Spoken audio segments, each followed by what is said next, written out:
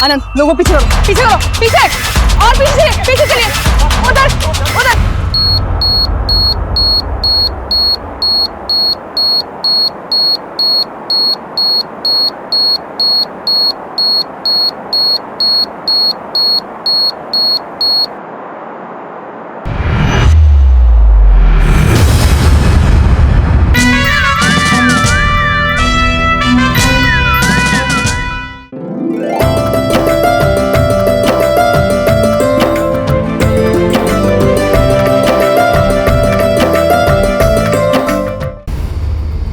इंसान को चारों तरफ से परेशानियों और तनाव ने घेर के रखा है। ऐसे में वो वशीभूत होकर गुनाह और अपराध का रास्ता इख्तियार करता है। इंसान अपने फायदे के लिए समाज में बनाए गए नियमों को तोड़ता है, लेकिन जब इसी किस्म की परिस्थितियां किसी और के सामने आती हैं तो वो उसे नीचा दिखाने की कोशिश करता है, उसका विरोध करता है।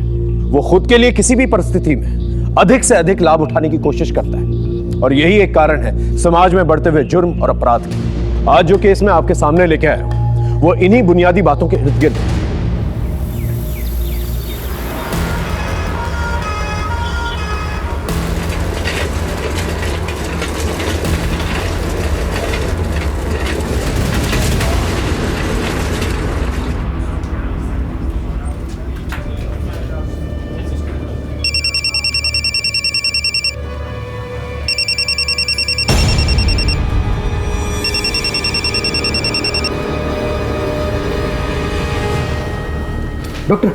डॉक्टर प्लीज, आप कुछ भी करके मेरी माँ को बचा लीजिए प्लीज। डोंट वरी, मैं देखती हूँ। Please doctor.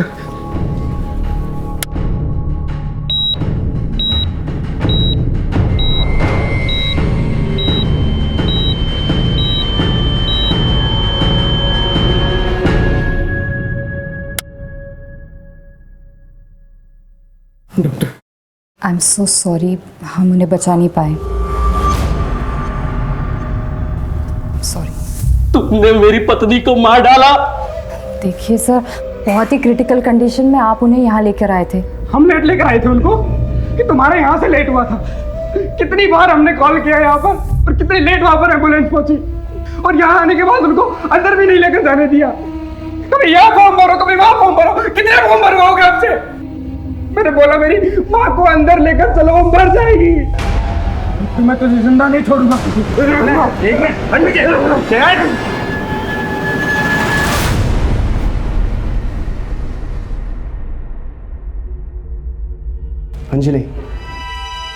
अंजलि जो सुबह हुआ उसे भूल जाओ। अरे हम डॉक्टर्स हर किसी की जान नहीं बचा सकते हैं। You not a murderer. चलो स्माइल कर दो, देखो अंदर बहुत खुशी का माहौल है। हंसता मुस्कुराता हुआ चेहरा लेके चलो, ओके?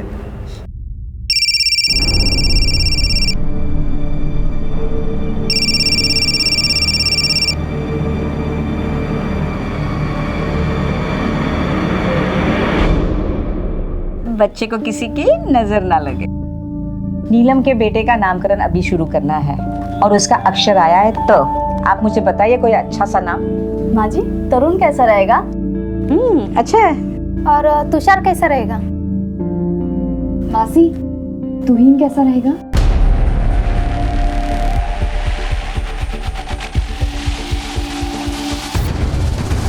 नहीं, तुम रहने दो।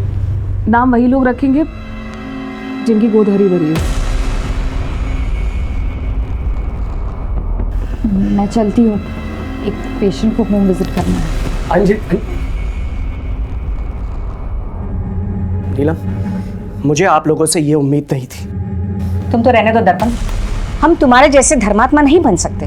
तुम अच्छी तरह से जानते हो कि कमी अंजलि में है, फिर भी तुम दूसरी शादी करने को तैयार नहीं हो। मौसी बस। क्या बस? आज अगर तुम्हारी माँ जिंदा होती तो वो भी यही कहती जो मैं तुमसे कह रही हूँ, समझा?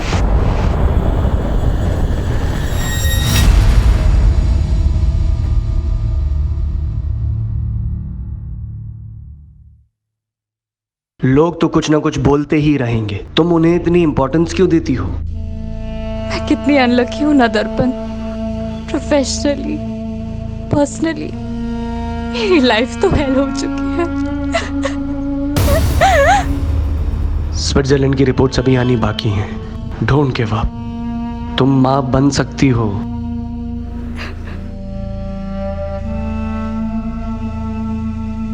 घर चलते हैं।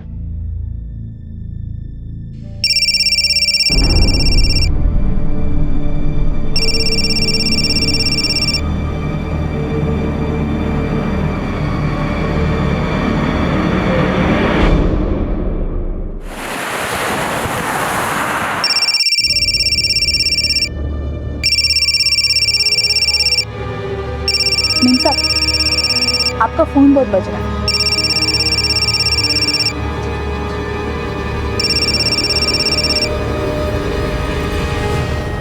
हेलो, कौन बोल रहा है? देखो, बकवास मत करो और दोबारा मुझे फोन करने की हिम्मत मत करना।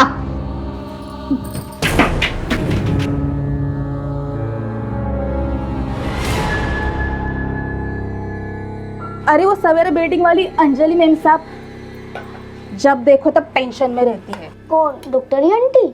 हाँ, वही डॉक्टर आंटी। दिन रात फोन बजते रहता है उसका, मगज घूम गया उसका। कुछ तो लफड़ा खत्म करना चाहती है।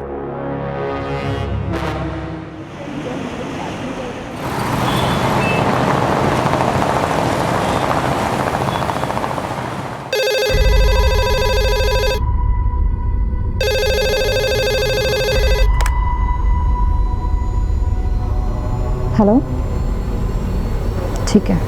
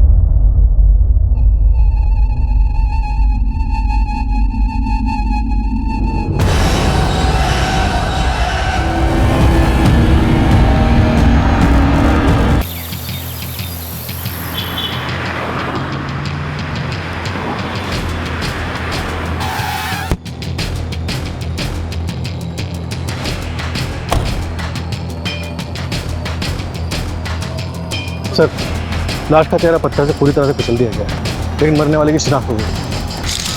चलिए हटिए हटिए हटिए हटिए। सर, मरने वाली का नाम डॉक्टर अंजलि देशमुख है। वो चारकोप सिग्नल के पास देशमुख हार्ट क्लिनिक है ना, शायद इन्हीं का ही है। कामले, ये इनका आई कार्ड सर, और साथ ही एटीएम स्लिप भी मिली है। 1 लाख रुपए विड्रॉ किए गए थे, लेकिन वॉलेट में सिर्फ 890 रुपये है। किसी चोरी चकारी की वारदात पहले भी यहाँ पर रिपोर्ट हो चुकी है? नो सर, इनफैक्ट विक्टिम की गाड़ी बाहर पार्क मिली थी। हमने आरटीओ से रजिस्ट्रेशन नंबर भी कंफर्म करवाया। घर वालों को इन्फॉर्म कर दिया? इनके पति डॉक्टर दर्पण देशमुख को इन्फॉर्म कर दिया सर। सर के पीछे भी चोट लगी। सर ये देखिए, हाथ पर इंजरी के निशान है। लगता है मारने वाले के साथ पहले हाथापाई हुई और फिर उसने धक्का दिया और उसके बाद सर वहाँ जाके लगा और फिर उसने इस पत्थर से। मोबाइल वगैरह मिला? नो सर, सिर्फ गाड़ी मिली है। फॉरेंसिक टीम गाड़ी की जांच कर रही है। जिस एटीएम से ये पैसे निकाले गए हैं उसकी सीसीटीवी फुटेज चेक कर देखो क्या निकल के आता है। सर, बॉडी को पंचनामे के बाद पोस्टमार्टम के लिए भेजना है। Okay, alright sir.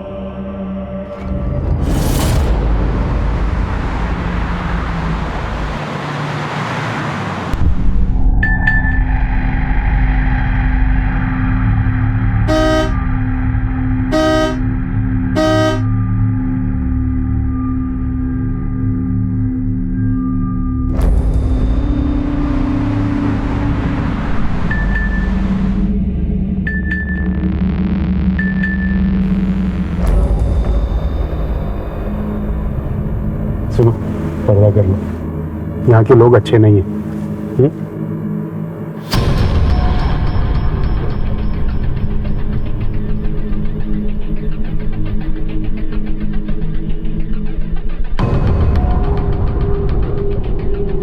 सीसीटीवी बंद किया? जी सर। चलो चलो, अच्छा सुन, 10 मिनट के बाद वापस चालू कर देना।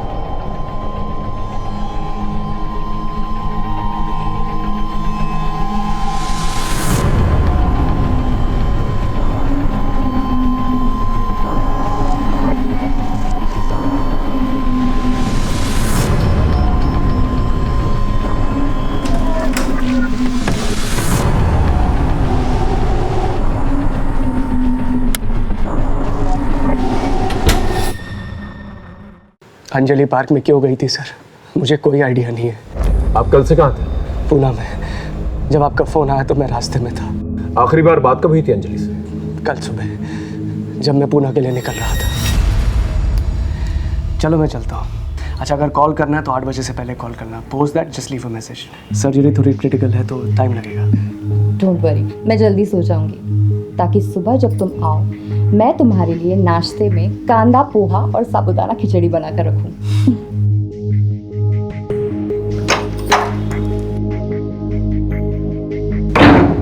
अंजलि ने 8/16 पे एटीएम से 1 लाख रुपए निकाले और शायद वहां से भाग गई। आपको कुछ अंदाजा है कि 1 लाख रुपए क्यों निकाले थे और किससे मिलने गई थी? No sir. आपको किसी पे शक? सर मुझे तो खुद कुछ समझ में नहीं आ रहा है। अंजलि एक डॉक्टर थी सर, और एक डॉक्टर को कोई क्यों मारेगा? ठीक है, आप जा सकते हैं। जरूरत पड़ेगी फिर दोबारा बुलाएंगे आपको।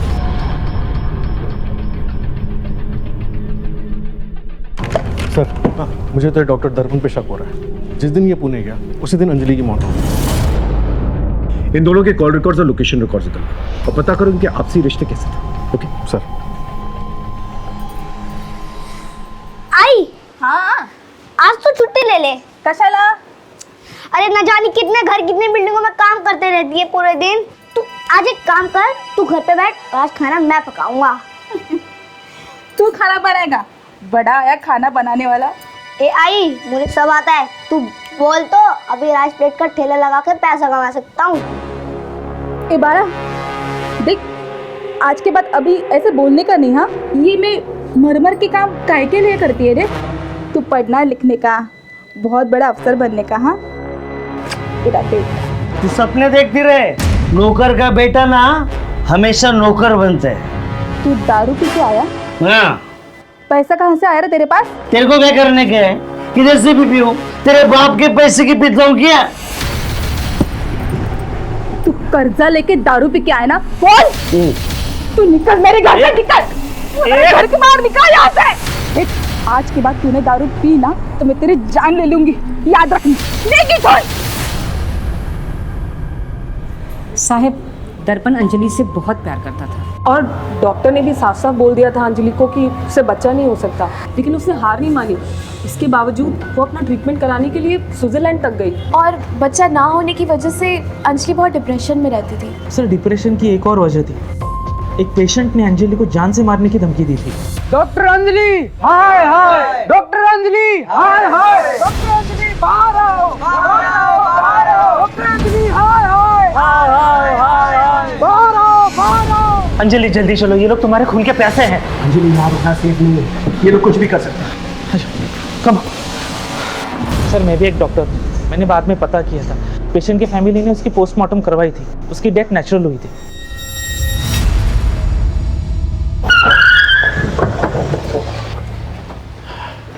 सर डॉक्टर दर्पण वाकई में पुणे गया था। मुंबई पुणे एक्सप्रेसवे के सीसीटीवी फुटेज में उसकी गाड़ी सुबह पुणे जाती हुई और अगली सुबह वापस आती हुई नजर आ रही है।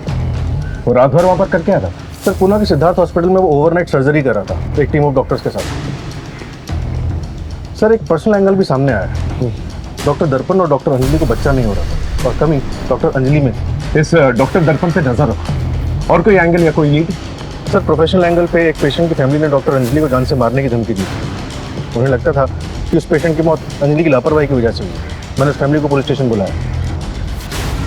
सर हमने अंजलि देशमुख को नहीं मारा। जैसे उसने मेरी माँ को मारा वैसे ही किसी और को मार दिया होगा। और सर उसने उससे बदला लिया होगा।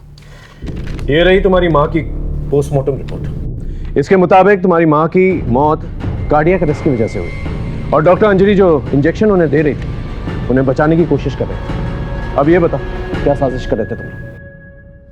बोलो। सब मेरे बेटे को माफ कर दीजिए। उस दिन उसने जो कहा किया, भावनाओं में बहकर किया। अंजलि के मर्डर से हमारा कोई लेना देना नहीं है। जाओ।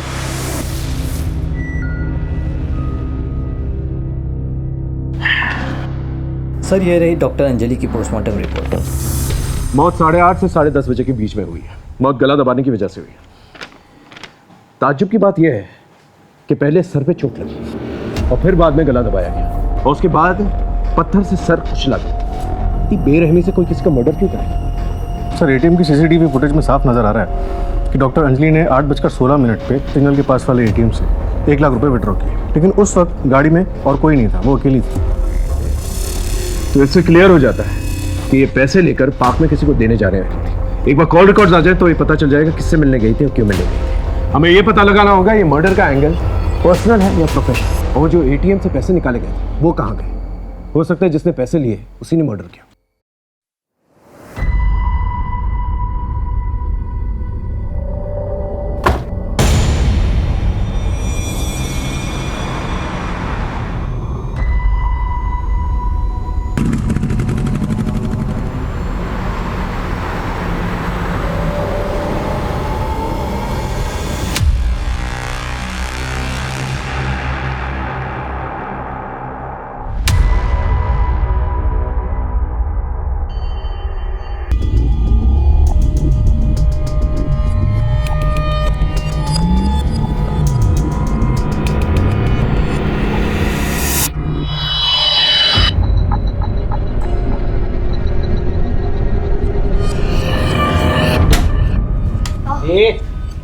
कौन है लड़की?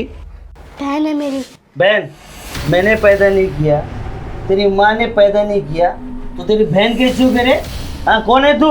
बाहर गांव से आई है, किसी ने इसको बेच दिया था। अच्छा, बाहर गांव से आई है, तो हम भी। बीवी को गुजरे हुए 6 दिन नहीं हुए और ये सब क्या? Sir, we are just good friends. Friends हैं, स्कूल फ्रेंड्स, और आप लोगों का अफेयर भी था। सोशल मीडिया पे फोटोज भरे पड़े हैं आप लोगों के, लेकिन आप लोगों की शादी नहीं हो सकी, इसलिए आप छुप छुप के मिलते हैं। दरअसल सर, अंजलि की मौत से मैं पूरा टूट चुका हूँ सर। बहुत कोशिश करता हूँ अपने आप को क्लिनिक में बिजी रखने की, मगर जब घर जाता हूँ तो अंजलि की बहुत याद आती है। मेरा भी मन करता है रोने का, किसके पास जाऊँ? माँ बाप नहीं है मेरे, मौसी के पास जा नहीं सकता। बच्चा ना होने की वजह से अंजलि को पसंद ही नहीं करती थी वो, इसीलिए वर्षा के पास गया था सर। सो ये बात सच है कि हम दोनों में अफेयर था, शादी भी करना चाहते थे, बट हम मूव ऑन कर चुके हैं। अगर आपकी माने तो डॉक्टर अंजलि के साथ काफी अच्छी और हैप्पी मैरिड लाइफ थी आपकी, लेकिन डॉक्टर अंजलि के कॉल रिकॉर्ड्स कुछ और ही बताते हैं। उन्हें ऑड आवर्स पे यंग लड़कों के फोन आते थे और बातचीत 10, 20, 30 सेकंड से ज्यादा नहीं होती थी। क्या माजरा?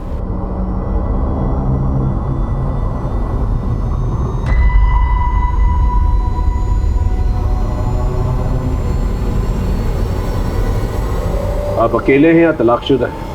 आपकी तन्हाइयों का इलाज मेरे पास है। मुझे और भी अच्छी तरह से जानने के लिए, देखने के लिए, बात करने के लिए, मिलने के लिए या वो सब कुछ करने के लिए इस लिंक पर क्लिक कीजिए।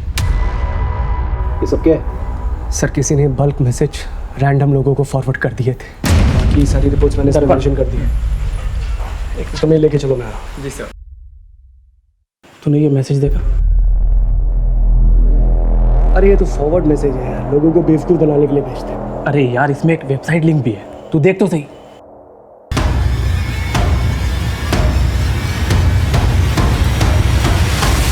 कहाँ से आया तेरे पास ये? पता नहीं यार, किसी नंबर से फॉरवर्ड हुआ है। तो एक काम कर, मुझे मैसेज फॉरवर्ड कर और सुन, उसके बाद डिलीट कर देना, किसी को मत दिखाना है। ओके। क्या दिल हार्ट कर रहे हैं आप? आपको शर्म नहीं आती? मैं एक डॉक्टर हूँ, अगर मेडिकल प्रॉब्लम से रिलेटेड बात करनी है तो कॉल कीजिए, रखिए। किसका फोन था?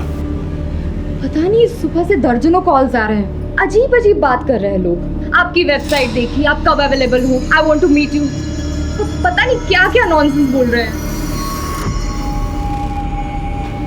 ये सब इस मैसेज की वजह से हो रहा है, और ये मैसेज इस वेबसाइट में ओपन होता है जहां तुम्हारा नंबर भी मेंशन है।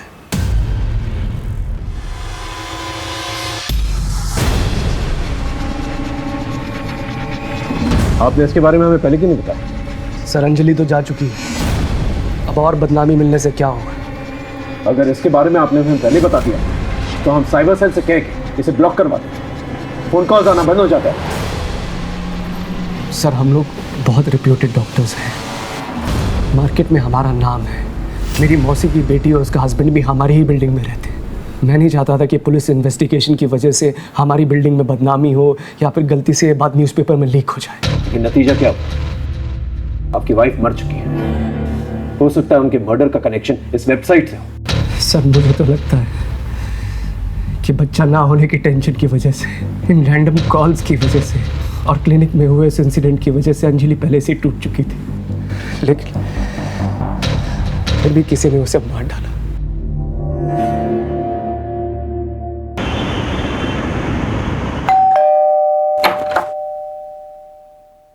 यस अंकल आप यहाँ अकेले रहते हैं? क्या हुआ? मधु तुम अंदर जाओ। चलो। हाँ हीरो, क्या प्रॉब्लम है तुम्हारी? दीदी और आप अकेले रहते हैं, आपका बेटा भी रहता है। तो हीरो अंदर क्या जाग रहे हो? हाँ सब समझता हूँ मैं, यहाँ कोई नहीं रहता और मेरा बेटा ऑस्ट्रेलिया में रहता है, समझे? चलो जाओ यहाँ से। साइबर सेल से पता करो इस वेबसाइट का आईपी एड्रेस क्या है और इसका मालिक कौन, और साथ ही साथ ये पता करो ये मैसेजेस अंजलि को भेजता कौन था, और जितने भी लड़के हैं जो अंजलि को फोन किया करते थे उनको राउंड अप करो, उनसे पूछताछ करो, और कोई भी सस्पिशियस दिखे ना तो तोड़ो उन्हें। हो सकता है इनमें से कोई। सर कम से कम 600-700 कॉलर्स होंगे। माने मर्डर हुआ है, वो भी एक रेप्यूटेड डॉक्टर का। ना जाने कितनी फैमिलीज इससे अफेक्टेड होगी। इस हैरेसमेंट की मोडस ऑपरेंडी को जल्द से जल्द पता करना होगा ताकि इस टेक्नोलॉजी का गलत इस्तेमाल दोबारा ना किया जाए। मुझे तो अभी भी डॉक्टर दर्पण पे शक है। अंजलि के कॉल रिकॉर्ड्स में आखिरी कॉल किसका था और उसका कोई कनेक्शन है डॉक्टर दर्पण के साथ? सर वारदात के एक दिन पहले से अंजलि के फ़ोन पे कोई भी कॉल्स या फिर डेटा सर्विस की कोई मूवमेंट नहीं थी, और उसके बाद उसका घर का लोकेशन ही था। अगर फ़ोन बंद था तो फिर पार्क में कैसे बुलाया गया उसे? क्योंकि वो रोज़ तो पार्क में जाती नहीं थी, और वो भी वो 1 लाख रुपए विड्रॉ करके गई थी। हो सकता है कि उसका कोई लैंडलाइन, अगर है तो उसकी कॉल रिकॉर्ड जिक्र। Right sir. सर ये दर्पण क्या कहता है?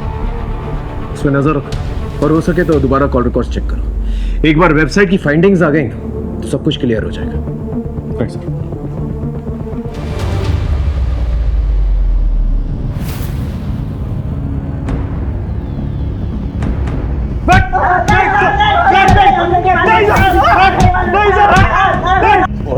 तुम में से किससे मारा उसे? हम नहीं जानते साहब, हमने कुछ नहीं किया, हमें तो सिर्फ एक मैसेज आया था और हमने मजे लेने के लिए उस पर कॉल किया था। कौन बोल रहा है? क्या बात कर रहे हैं? सर वो बल्क मैसेज सर्विस वाला आया है। हाँ सर, ये मैसेज हमारी कंपनी से किया गया है। हमें नीदरलैंड से क्लाइंट का मेल आया था और हमें कहा गया था कि वेस्ट मुंबई में 18 से लेकर के 40 साल की एज वालों को ये मैसेज डिलीवर करना है। और ये पेमेंट जो है नीदरलैंड से किया गया था? यस सर, पेमेंट करने वाले का नाम और मेल करने वाले का नाम एक ही है, बॉबी वैन लुइन।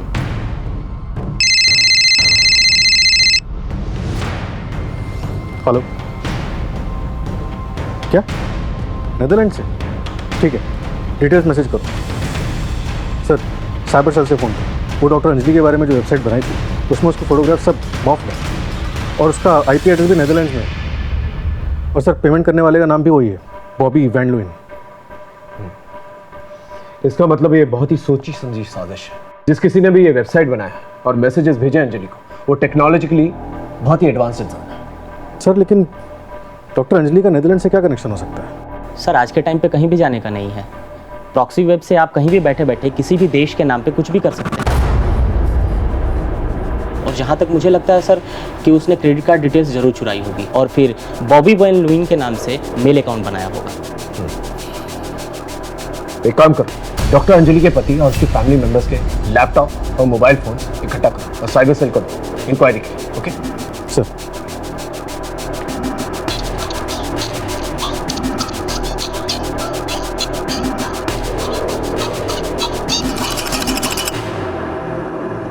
सर ये रहे सबके मोबाइल फ़ोन और टैब। ठीक। सलाम साहब। हाँ किशोर साहब, इस सोसाइटी में 15 दिनों के अंदर 4 गाड़ियाँ बड़े सस्ते में मिली। हाँ तो उसका अंजलि के मर्डर से क्या लेने देना हो सकता है? 4 गाड़ी बिकी साहब, कुछ तो झोल होगा ना साहब। और अंजलि मैडम इस सोसाइटी की सेक्रेटरी थी। यस सर, अंजलि इसी सोसाइटी की सेक्रेटरी थी। सोसाइटी ने आपसी सहमति से ये डिसीजन लिया था कि हर एक फ्लैट को एक पार्किंग मिलेगी। यस सर, और मैं इस सोसाइटी का ट्रेजरर हूँ। सोसाइटी के सारे मेंबर्स लोग तैयार थे पार्किंग को लेकर, जो भी हम लोगों ने डिसाइड किया, लेकिन सुरवे एंड फैमिली तैयार नहीं थी। इसी बात को लेकर काफ़ी तमाशा भी हुआ था यहाँ पर। अरे हटो यार, जाने दो अंदर। मिस्टर सुरवे, प्लीज आप अपनी कार बाहर लीजिए।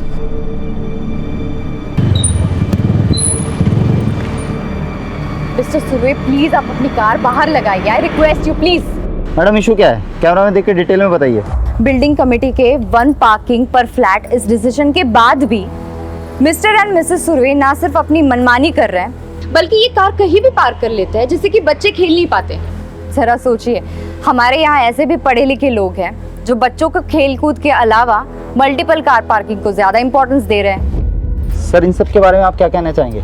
कुछ नहीं कहना सर। अब बोलिए कुछ इनको। सर आप गाड़ी पीछे पार्क कीजिए, प्लीज बाहर पार्क कीजिए। आपको कितने बार बोलना, प्लीज बाहर। क्या आप इनको बोलिए गाड़ी बाहर लगाइए। मैं बोलती हूँ। पापा अगर सब बोल रहे हैं तो गाड़ी बैक कर लो ना। ठीक है, करता हूँ। अच्छा आप बाहर आइए, मैं करती हूँ।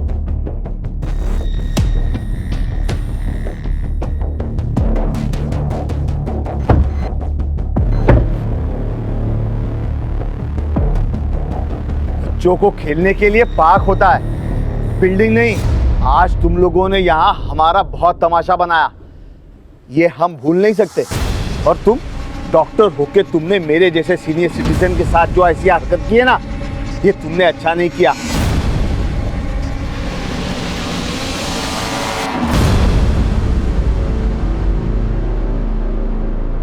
सर मैं तो चाहता था कि बिल्डिंग में सबको 2 पार्किंग मिले, लेकिन अंजलि के उस दिन के एटीट्यूड से मुझे बहुत बुरा लगा। इन्हें दमा की बीमारी है, इनकी सांस चढ़ने लगी थी, इसलिए इन्होंने गुस्से में आकर कुछ भी बोल दिया। हाँ, और उस दिन के बाद से हम गाड़ी कभी अंदर लेकर नहीं आए। गाड़ी तो कवर होकर बाहर पड़ी है, और तो और मैंने उसे बेचने के लिए ऐड भी डाला हुआ है। Inspector I am a senior citizen, और फिर पार्किंग के लिए मैं किसी का मर्डर कर दूंगा। ठीक है, आप लोग जाइए। सामने। Yes sir. इस फैमिली पे नजर रखना। Okay sir.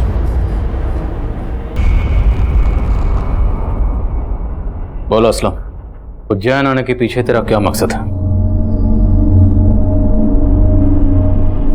Fake online lottery से जो 50 लाख कमाए थे वो कहाँ है? वो पैसे क्यों चाहिए थे? और तेरे साथ और कौन है? कोई नहीं है साहब, बस मार्केट में नकली नोट घुमाने थे। देख, मेरे सब्र का इम्तिहान मत ले। वो 50 लाख किसी मार्केट में बम ब्लास्ट के लिए चाहिए था ना? बोल, और कौन शामिल है तेरे साथ? तेरा पार्टनर कौन है? तेरा स्लीपर सेल कहाँ है? बोल। Sir 1 minute. सर माजिद के घर से जो कागज के टुकड़े मिले थे हमें, उन टुकड़ों को हमने जोड़ तो लिया है, लेकिन उसमें ज्यादातर अक्षर मिट चुके हैं, मैसेज क्लियर नहीं हो पाया। हाँ लेकिन इतना श्योर है कि उसमें उर्दू में पुलिस और एक अधूरा शब्द मां लिखा हुआ है। पुलिस मां? तो क्या उनका अगला टारगेट कोई पुलिस ऑफिसर या पुलिस हेडक्वार्टर है? ये क्या कोड है? पुलिस मां। I think I got it. उठ। बेकार में इतनी मार खाई, खुद बोल देता तो चाय खराब नहीं होती बल्कि तुझे पिला देता। बोल दे, क्योंकि तेरा पुलिस मां जिद भी तुझे नहीं बचा पाएगा। बोल, सिर्फ ऑनलाइन फ्रॉड के चार्जेस नहीं, बम ब्लास्ट के चार्जेस भी लगेंगे। लंबा जाएगा तो, और तेरा पुलिस माजिद कुछ नहीं कर पाएगा। साहब मैं मानता हूँ वो 50 लाख मैंने पुलिस माजिद को दिए, लेकिन बम ब्लास्ट के बारे में मुझे कुछ नहीं मालूम। काम सिर्फ पैसों का बंदोबस्त करना था, और ये गोपाल स्वामी के आने जाने का टाइम पता करना था।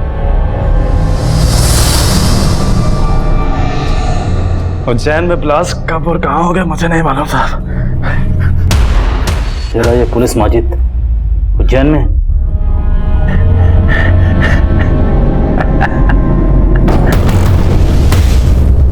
पुलिस माजिद की हर छोटी बड़ी डिटेल पता करो, उसके सारे केसेस की फाइल्स, उज्जैन के सभी सीसीटीवी और असलम शेख के सारे कॉल रिकॉर्ड्स, सब कुछ स्कैन करो जल्दी, हमारे पास वक्त बहुत कम है। सब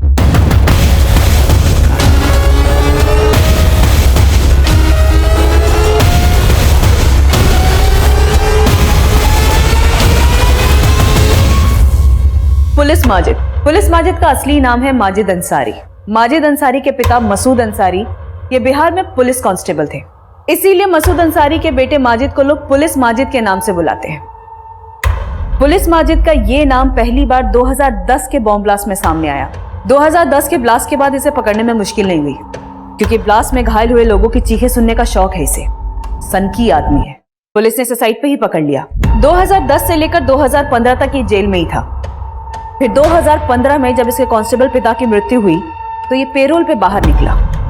उसके बाद ये फरार हो गया। और सब फरार होने के बाद ये पुलिस माजिद 2 पॉलिटिकल लीडर्स की हत्या में भी शामिल रहा है। ये सतीश गुरु और दूसरा ये वरुण दास। ये दोनों भी गोपाल स्वामी की तरह जागरण मंच दल के नेता थे। ये दोनों हत्याएं कब हुई? ये सतीश गुरु 12 मई 2015 सूरत में और ये वरुण दास 22 फरवरी 2016 बनारस में। होल्ड ऑन, मतलब साफ है, ये पहले किसी शहर में किसी पॉलिटिकल लीडर का कत्ल करता है और फिर उसके कुछ दिन बाद वहाँ पे बम ब्लास्ट करता है। यहाँ 12 मई को कत्ल, 19 मई को बम ब्लास्ट और फिर बनारस में 22 फरवरी को कत्ल और 27 फरवरी को बम ब्लास्ट। तो आपका ये कहना है कि ये पैटर्न है? एब्सोल्युटली पैटर्न है। हो सकता है अगला ब्लास्ट उज्जैन या उसके आसपास के इलाके में हो। पर गोपाल स्वामी तो बच गया था सर, हो सकता है इसे भी फिर से मारने की कोशिश हो। बिल्कुल, इस गोपाल स्वामी की सिक्योरिटी बढ़ाओ। ये पुलिस माजिद हमेशा हमसे 2 कदम आगे रहा, लेकिन इस बार हमें उससे आगे रहना है। इससे पहले किसी बेकसूर को अपना निशाना बनाए, हमें इसे रोकना है। सर, पुलिस माजिद 5 साल जिस जेल में था, मैं उसके जेलर से बात करती हूँ। इन 5 सालों में उसे कोई ना कोई तो मिलने आया ही होगा या जेल में उसका कोई दोस्त बना होगा। Sir, I am sure jail में हमें पुलिस माजिद के बारे में जरूर कोई ना कोई इन्फॉर्मेशन मिलेगी। इस पुलिस माजिद की पोस्टर छपवाओ हर जगह और इसके नाम पर 5 लाख का इनाम डिक्लेयर करो। ये पुलिस माजिद मुझे किसी भी सूरत में चाहिए।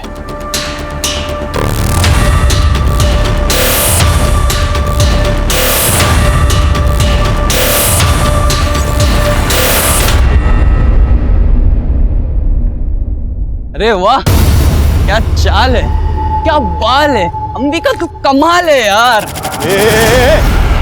ये क्या बदतमीजी है? देखो तुम लोगों। भाई साहब, वीर ना जल्दी ठीक हो जाएगा। माँ देवासी रानी जल्दी उस पर कृपा करेंगे, आप देख लीजिएगा। अच्छा भाभी जी, मैं चलता हूँ।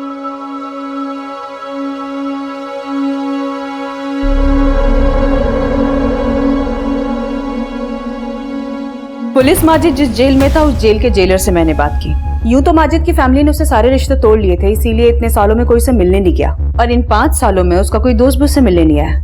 बट हाँ सर, वो जेल में काफी पॉपुलर हो गया था। क्यों?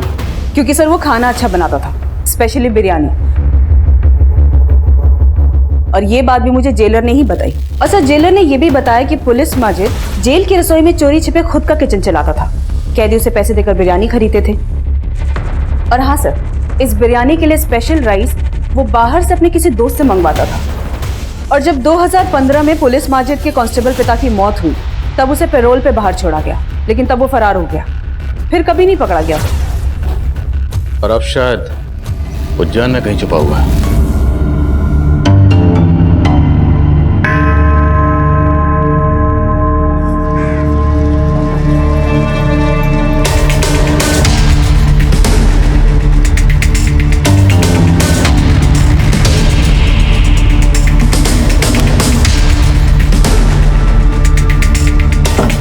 इतना तो साफ है कि पुलिस माजिद अब कोई बड़ी प्लानिंग कर रहा है।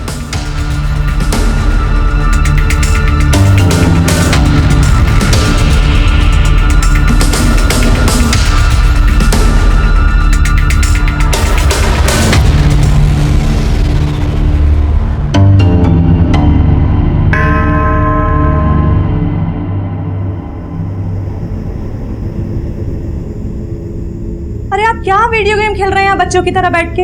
आप भूल गए क्या मंदिर जाना है? अरे बस 2 मिनट, आखिरी चाल चल रही मेरी। आप भूल गए हैं क्या? माँ देवासी रानी के मंदिर में आज राशन अर्पित करने जाना है। जल्दी उठिए, छोड़ दीजिए मोबाइल। पापा, आप जल्दी मंदिर चले जाइए, नहीं तो माँ देवासी रानी के क्रोधित होने से पहले माँ क्रोधित हो जाएगी। बिल्कुल ठीक कहा बेटा, और तेरी माँ से तो मैं वैसे भी डरता हूँ। देख बेटा वीर, अभी ये कच्चा है, थोड़ा ध्यान से इस पे ज्यादा। अरे राजेंद्र भाई, पैर कैसा है वीर का अभी? श्रीधर भाई, अभी सही होने में वक्त लगेगा। वीर, तू इतना दुखी क्यों है? चल मुझे एक न्यू गेम पता है, मालूम है? हम बैठ के भी खेल सकते हैं उसको। श्रीधर भाई, मैं आपसे माफी चाहता हूँ। वीर के इलाज के बारे में जितना सोचा नहीं था उससे ज्यादा खर्चा हो रहा है, इसलिए मैं आपका उधार चुकता नहीं कर पाया। लेकिन आप परेशान बिल्कुल ना होइए, मैं आपका पैसा जल्दी लौटा दूंगा। अरे क्या बात कर रहे हैं राजेंद्र भाई साहब, आपने मेरी बेटी की रक्षा की है, आपका उधार है मुझ पर, और ये उधार तो मैं चाह के भी नहीं चुका सकता। आप पैसे वैसे की चिंता बिल्कुल मत कीजिए, बस वीर का इलाज कराइए अच्छे से, ठीक है? जी श्रीधर। अरे श्रीधर भाई, आप मंदिर जा रहे हैं? जी। मैं भी आपके साथ आऊं? हो सकता है देवासी रानी के दर्शन से मन थोड़ा हल्का हो जाए। चलिए आइए।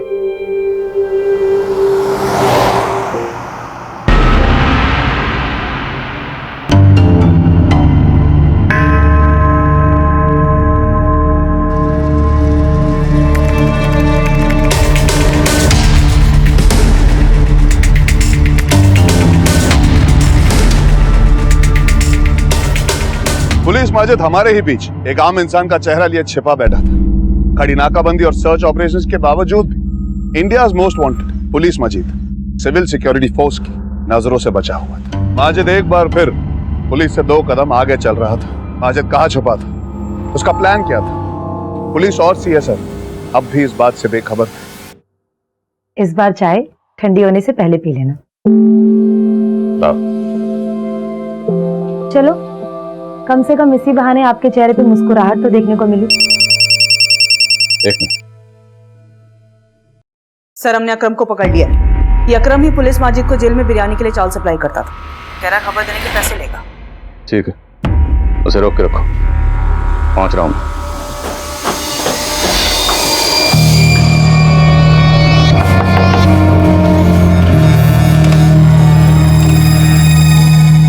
कौन है? खेल शुरू हो चुका है। हाँ, खेलते।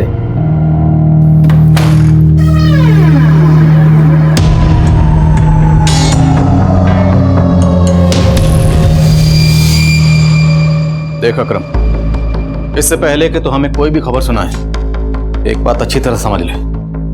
अगर तुमने हमें डबल क्रॉस किया या कोई भी चाल चलने की कोशिश की तो जिंदगी में कभी चलने लायक नहीं बचेगा। हो जा शुरू। एक खबर का 10,000। साहब, पर पोस्टर पे तो आपने लाखों लिखा था, अब तो चिल्लर पे आ गए। उस पोस्टर पे माजिद की तस्वीर है और वही नाम की रकम उसे मिलेगी जिसे माजिद का ठिकाना पता। तुझे पता है उसका ठिकाना? ठीक साहब। तो जितना पता है उतना बोल। खबर में जितना दम होगा, नोटों में उतना वजन होगा। साहब, मैं माजिद को जेल में चावल पहुंचाता था। कभी कभी माजिद चावल के दाम से ज्यादा पैसे मुझे दिया करता था। माजिद भाई, ये 100 का नोट ज्यादा है इसमें। तो इस नोट को अपनी दुकान में रखना, मेरा आदमी आकर ले जाएगा। साहब, वो माजिद हर 2-3 महीने पे एक नोट ज्यादा दिया करता था।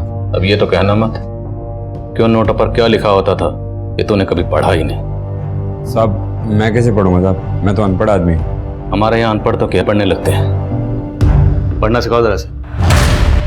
साहब, मेरे पास एक आखिरी नोट है माजिद का, साहब, जो उसने पेरोल पे जाने से पहले दिया था। साहब, उसका आदमी लेने ही नहीं आया। ये है साहब। 7 PM Hunt Down, 9 PM Daredevil। क्या कोड है ये? सर, मुझे कैसे पता होगा? सच बोल रहा? माँ कसम से। हिसाब करो इसका। Thank you. सलाम सर। सब पुलिस माजिद जिस जेल में बंद था, वहाँ के जेलर से बात हुई तो उसने कहा कि एक बार सरप्राइज चेकिंग में पुलिस माजिद के पास उन्हें एक फोन मिला था। हालांकि उस फोन से कोई कॉल्स नहीं हुए थे, लेकिन हाँ, पुलिस माजिद उस फोन का इस्तेमाल सिर्फ वीडियो गेम्स खेलने के लिए करता था। वीडियो गेम्स जेल में? Yes sir. और ये डेयरडेविल और हंट डाउन ये वीडियो गेम्स हैं। वहाँ के जेलर ने यह भी बताया कि पुलिस माजिद को वीडियो गेम्स खेलने का बहुत शौक था। 7 PM Hunt Down, 9 PM Daredevil, इस तरह का टाइम टेबल बना के वीडियो गेम कौन खेलता है? I am not sure sir, but इस तरह के गेम नॉर्मली लोग ऑनलाइन खेलते हैं। अलग अलग जगह के लोग आपस में मिलकर खेलते हैं, साथ में चैट भी करते हैं और हार्ड लेवल को क्रॉस करने के लिए चैट करते हुए आपस में स्ट्रैटेजी बनाते हैं। स्ट्रैटेजी? कहीं ऐसा तो नहीं ये पुलिस माजिद जेल के अंदर बैठा ही इस ऑनलाइन गेम के जरिए अपने जेल के बाहर के साथियों के साथ मिलकर कोई स्ट्रैटेजी बना रहा? क्योंकि आजकल मुजरिम बहुत शातिर हो गए। वो जानते हैं कि सेल फोन आराम से ट्रेस हो जाते हैं, इसलिए उन्होंने ये ऑनलाइन गेम का नया पैंतरा अपनाया। सर मैं अपने साइबर सेल के ऑफिसर्स को इस काम पे लगाती हूँ। और उनसे कहो कि केसी मार्केट ब्लास्ट के बाद उज्जैन में हंट डाउन और डेयर डेविल जैसी जितनी भी ऑनलाइन गेम्स के यूजर्स हैं सबको खंगालें। हो सकता है उनमें से कुछ ऐसे यूजर्स मिले जो पुलिस माजिद के साथ मिलकर अगले किसी कांड की स्ट्रेटजी बना रहे हैं। Okay sir.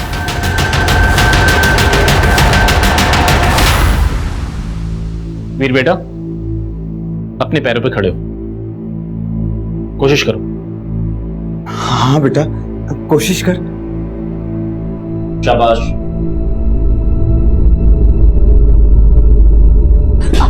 छोड़ दीजिए उसे, वो अपने आप चलेगा। आराम से। बहुत बढ़िया। मैंने आपसे कहा था ना कि आयुर्वेदिक उपचार और मां देवासी रानी का आशीर्वाद अपना असर अवश्य दिखाएंगे। चल बेटा।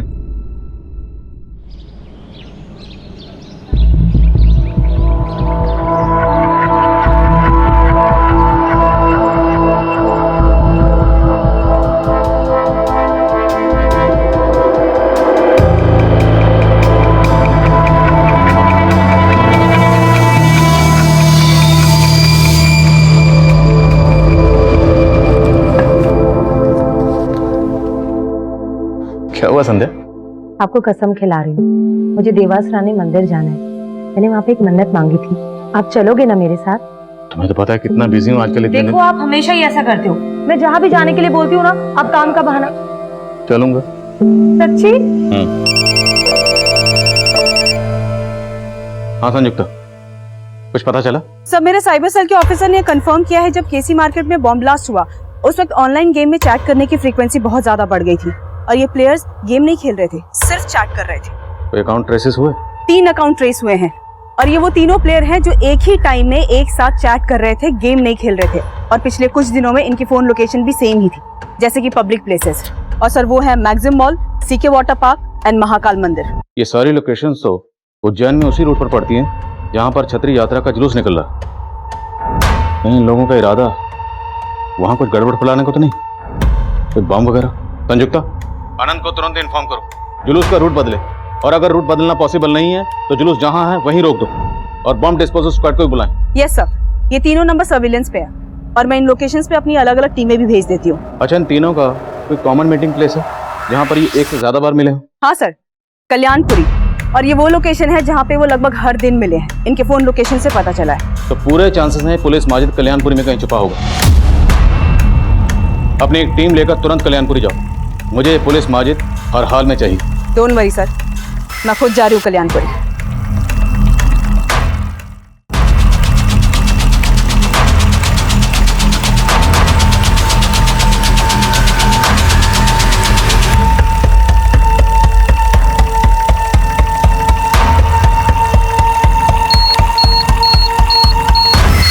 आनंद, लोगों पीछे करो, पीछे करो, पीछे और पीछे, पीछे चलिए, उधर उधर।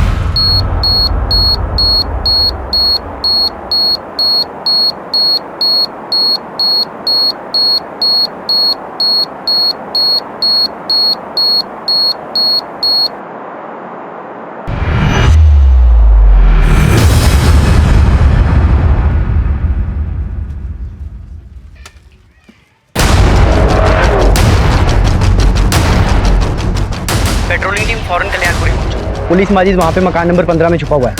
Over and out.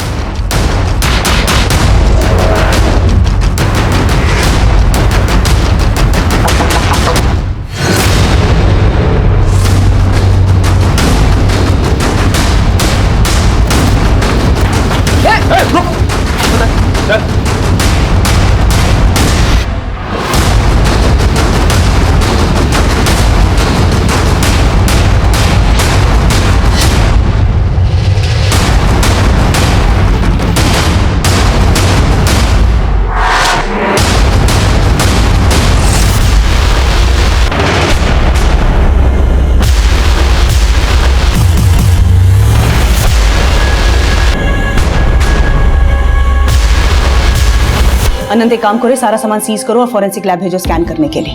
हो सकता है इस बोरी में बॉम्ब बनाने का सामान सप्लाई हुआ है। ये देखो, इस पे ये कुछ चिपचिपा क्रीम लगा हुआ है। उनसे कहो कि पता करे कि एग्जैक्टली ये है क्या। हो सकता है हमें उस एड्रेस का पता चले जहां से ये बॉम्ब बनाने का सामान लाया गया है। ठीक है?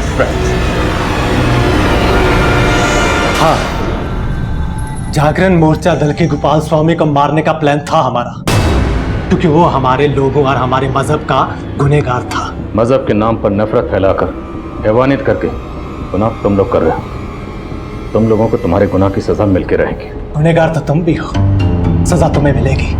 बस कल तक का सब्र कर लो। क्या होने वाला कल? कल बताऊंगा।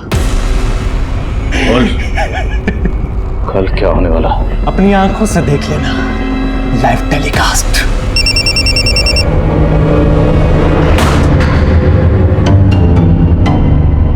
हाँ संध्या। आदिल, मैंने अभी भी न्यूज़ सुनी कि आप लोगों ने इस पुलिस माजिद को पकड़ लिया। सारी मुसीबत टल गई। मैंने जो देवास रानी मंदिर में मन्नत मांगी थी ना, ये सब उसका ही फल है। हमें दर्शन करने जाना ही होगा। संध्या, आज नहीं जा पाएंगे। काम के बीच में ट्राई टू अंडरस्टैंड। तुम अपनी इबादत करो, मैं अपनी पूजा करती हूँ। मैं खुशी को लेकर मंदिर जा रही हूँ। अच्छा सुनो, ध्यान से जाना। पुलिस माजिद से हम ऑनलाइन गेमिंग थ्रू मिले थे। उन्होंने हमने समझाया कि हम और हमारे लोग खतरे में हैं और हमारा फ़र्ज़ है कि उनकी हिफाजत करें। हमें सिर्फ ये कहा गया था कि अलग अलग लोकेशन पे बॉम्ब प्लान करना है। बॉम्ब का सामान भी खुद पुलिस माजिद ने ही अरेंज किया था और कहाँ से लाया था वो हमें कुछ नहीं पता। हम उनकी बातों में आ गए थे। सर, मैंने दोनों लड़कों का बैकग्राउंड चेक किया, उनका social media account, call record सब स्कैन किया। कुछ भी सस्पिशियस नहीं मिला सर। शायद ये दोनों लड़के सच बोल रहे हैं। इस पुलिस माजिद ने इन दोनों लड़कों का ब्रेन वॉश किया होगा और इन सब चीजों में इन्वॉल्व किया होगा। मैं कम इन सर? कम इन। सर, ये फॉरेंसिक रिपोर्ट आ गई है। माजिद के घर से जो बैग मिला था, उस बैग में जिलेटिन और नाइट्रेट पाउडर के ट्रेसेस मिले हैं। नेबर्स ने भी कंफर्म किया कि उस बैग को माजिद ही अपने साथ लेकर आया था। और बैग के अंदर वो जो चिपचिपी चीज थी वो क्या था? सर, वो चिपचिपी चीज आयुर्वेदिक लेप है जो हड्डियों को जोड़ने में इस्तेमाल किया जाता है। मैंने पता किया है, यहाँ से कुछ ही दूरी पर देवास में एक हॉस्पिटल है जो इस तरह के इलाज के लिए फेमस है। वहाँ भी सर कुछ इसी तरह का लेप यूज़ किया जाता है। देवास यहाँ उज्जैन से तकरीबन 36 किलोमीटर दूर है। कहीं ऐसा तो नहीं कि माजिद ने अपने कुछ लोगों को पहले ही यहाँ रखा हुआ था, जब वक्त आने पर उसके लिए काम कर सके? Sleeper cell. एक काम करो, देवास जाओ, वहाँ जाकर ग्राउंड इन्वेस्टिगेशन करो। हॉस्पिटल में पिछले 6 महीने के पेशेंट्स के रिकॉर्ड निकलवाओ और चेक करो उन पेशेंट्स में से किसी का क्रिमिनल रिकॉर्ड है या नहीं। Okay sir. संयुक्ता, इस माजिद का मुंह खुलवा किसी भी तरह से। Sure sir.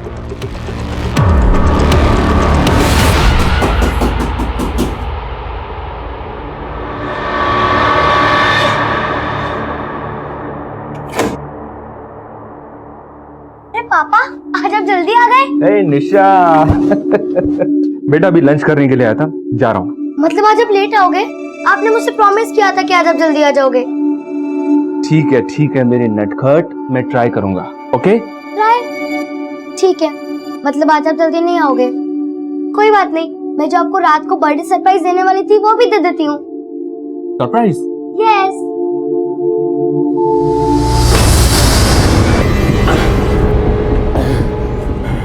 अब बोल बोल। नहीं बताऊंगा। नहीं बताएगा? नहीं बताऊंगा। शुरू हो जाओ।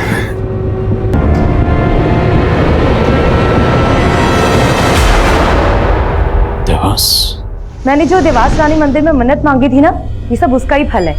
हमें दर्शन करने जाना ही होगा।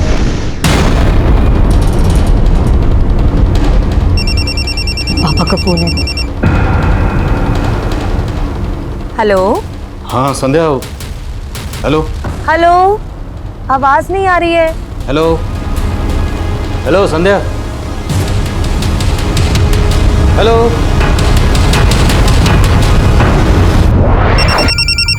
हाँ संध्या। सर, मैं आनंद बोल रहा हूँ। हाँ आनंद बोलो। सर, मैंने यहाँ डीओ के अस्पताल में पिछले 6 महीने में आए सभी मरीजों की लिस्ट खंगाली है। कोई सस्पेक्ट मिला? संदिग्ध तो नहीं मिला सर, लेकिन माजिद के घर से जो बोरी मिली थी जिस पर लेप लगा हुआ था, यहाँ के डॉक्टर ने बताया कि उस तरह की बोरी यहाँ एक आदमी लेकर आता था। कौन आदमी? राजेंद्र नाम है उसका, सब्जी वाला है। पिछले कुछ महीनों से अपने बेटे के इलाज के लिए आता है। अब माजिद के घर में इस राजेंद्र सब्जी वाले के बैग का पहुंचना या तो महज इत्तेफाक हो सकता है, या फिर यह भी हो सकता है कि यह राजेंद्र सब्जी वाला देवास में माजिद का कोई स्लीपर सेल है। सर इस राजेंद्र की एक सीसीटीवी इमेज मैंने आपको मोबाइल पे सेंड की है। ठीक है, मैं देखता हूँ, पर इस राजेंद्र की बैकग्राउंड भी चेक करवा दे। तब तक तुम अपनी पूरी टीम के साथ इसके घर के आसपास डटे रहो, नजर रखो उस पर। Okay sir.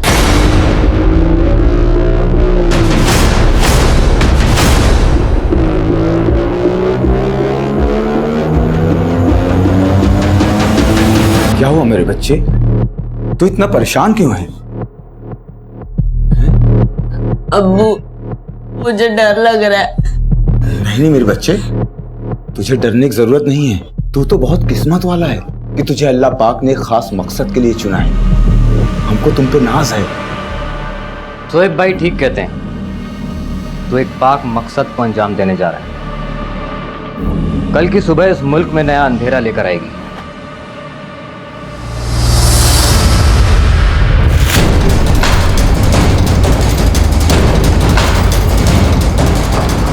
साहब तीसरे माले पे बीच वाला घर। 4 लोग मुझे यहाँ चाहिए ऊपर। ओके, एक स्नाइपर मुझे यहाँ से दूर चाहिए। दरवाजे पर निशाना लगा के रखना, और 2 लोग मेरे साथ आओ। बच्चों को, औरतों को, सबको बाहर निकालना है बिना शोर मचाए। चुपचाप मूव।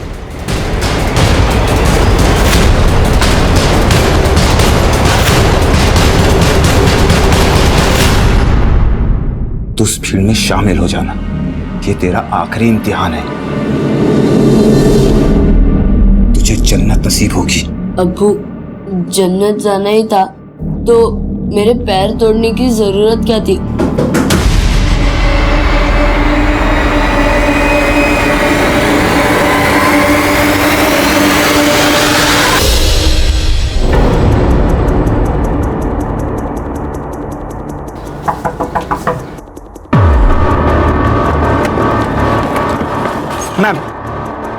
मैम हमारे हिसाब से वो लोग उस सामने वाले रूम में हो सकते हैं। ओके। हमारे 4 कांस्टेबल्स वहाँ ऊपर तैनात हैं और एक शूटर वो सामने वाली बिल्डिंग में तैनात है। Very nice.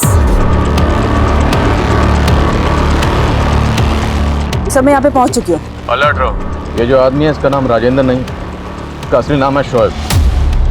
जागरण मंच के ऑफिस में जो ब्लास्ट हुआ था उसमें शोएब का हाथ था, और आसपास की बिल्डिंग को खाली करवाना शुरू करो। इंस्पेक्टर अनंत इस काम में लगे हुए हैं। भाभी हम लोग भी बातों में लग गए। देखो ना कितनी देर हो गई है, दिन भी चढ़ गया है। श्रीधर ने ना हम सबके लिए वीआईपी पास अरेंज किए थे मंदिर के। थोड़ा जल्दी कर लो ना भाभी। हाँ राजेंद्र भाई साहब आप भी तैयार हो जाइए, थोड़ा जल्दी कर लीजिए ना। जी बिल्कुल। दीदी आप चलिए ना, हम आते हैं। अच्छा ठीक है। हाँ।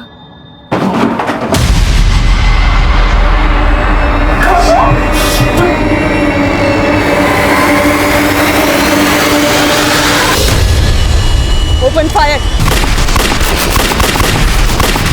पोजीशन लो। वहाँ से रुको। मैडम मेरी बेटी और मेरी बच्ची पत्नी अंदर एक लेडी और एक बच्ची है, इन्हें रेस्क्यू करने की कोशिश करो। मेरी पत्नी अंदर है, मेरी बच्ची।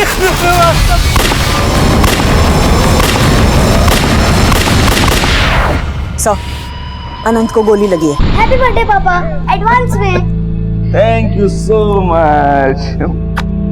और ये तुम्हारा गिफ्ट ना मैं अभी खोल के देखता हूँ।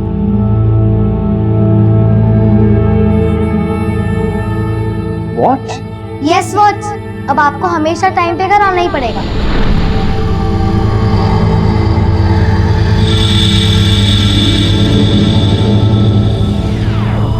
सब लोग पीछे।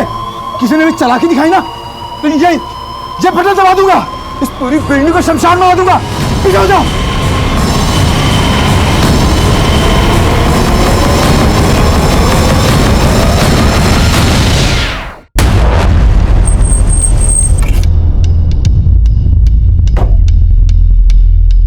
अनंत ठीक तो है? यस सर, हॉस्पिटल बिल्डिंग खाली हो गई। सब मेरी पत्नी और बच्ची अंदर है सर। मेरी पत्नी और बच्ची। पीछे ले चलो। सर इस आदमी की बीवी और बेटी इस बिल्डिंग में फंसे हुए हैं।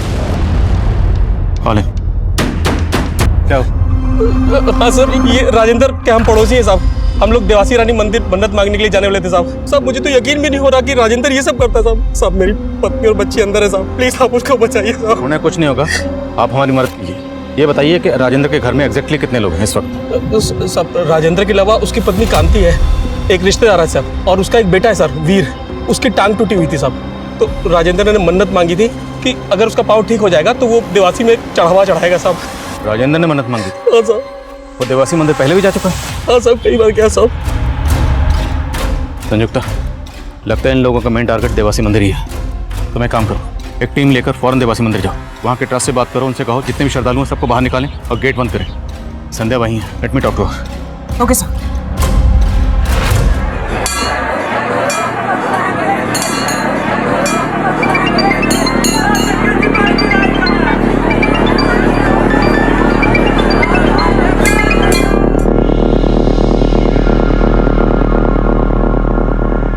सर, सब ठीक है?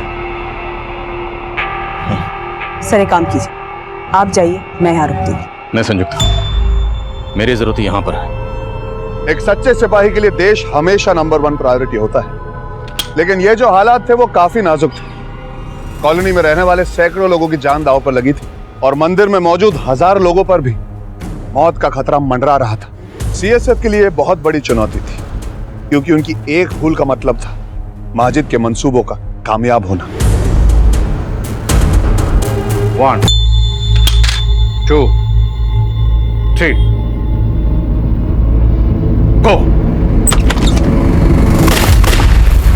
मंदिर का नक्शा, तो इसका मतलब है इनका मकसद सुसाइड बॉम्बर के जरिए देवास मंदिर में ब्लास्ट करना ही था। हाँ संजू। सर मंदिर से लोगों को सेफली बाहर निकाला जा चुका है। बॉम्ब स्क्वाड ने मंदिर का कोना कोना स्कैन किया है। It's totally safe sir. आपकी वाइफ भी सेफ है सर। हेलो आदिल। संध्या तुम ठीक हो? हाँ मैं बिल्कुल ठीक हूँ। ठीक है।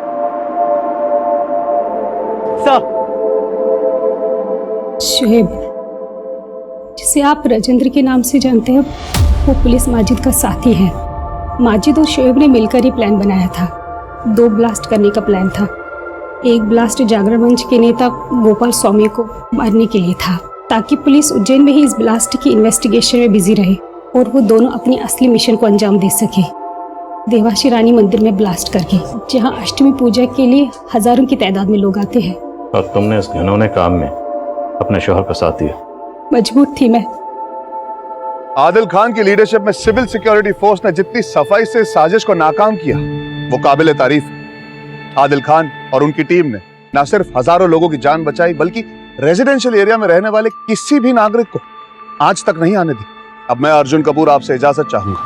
देखते रहिए क्राइम पेट्रोल 10 तक। मकसद बताना नहीं, बचाना है।